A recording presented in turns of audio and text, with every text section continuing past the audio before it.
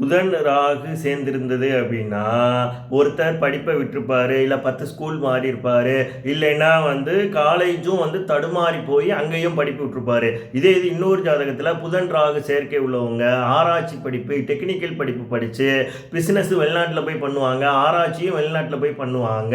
ஏன்னா ரெண்டுமே ஒரே புதன் ராகு சேர்க்கை தான். ஆனால் இந்த புதன் ராகு சேர்க்கையில் புதன் நீச்சமாக இருந்திருக்கணும், இல்லை ராகு நீச்சமாக இருந்திருக்கணும், இல்லைன்னா புதன் ராகுக்கு வீடு கொடுத்தவன் 6, 8, 12 மறைஞ்சிருக்கணும், இல்லைன்னா நீச்சமாக இருந்திருக்கணும். இதில் ரெண்டாவது அந்த புதன் ராகு சேர்க்கையில் புதன் உச்சமாக இருக்கணும், அல்லது மூல திரிகோண வீட்டு ஆட்சி வீட்டில் இருக்கணும், இல்லை அப்படின்னா ராகு திக்பலம் அடைஞ்சிருக்கணும், இல்லைன்னா ஆட்சி பெற்ற வீட்டில் இருந்திருக்கணும், இல்லைன்னா புதன் ராகுக்கு வீடு கொடுத்தவன் உச்சம் அடைஞ்சிருக்கணும். 6, 8, 12 மறையாமல் உள்ளவங்க ஜாதகங்கள் இந்த மாதிரி அந்த வெளிநாட்டில் போய் பண்ணுறது, அது போக வெளிநாட்டில் பிஸ்னஸ் பண்ணுறது, ஆராய்ச்சி பண்ணுறது எல்லாமே அந்த புதன் ராகு, ரெண்டாவது புதன் ராகு உள்ளவங்க உடைய கடமையை அந்த புதன் ராகு செய்யும்.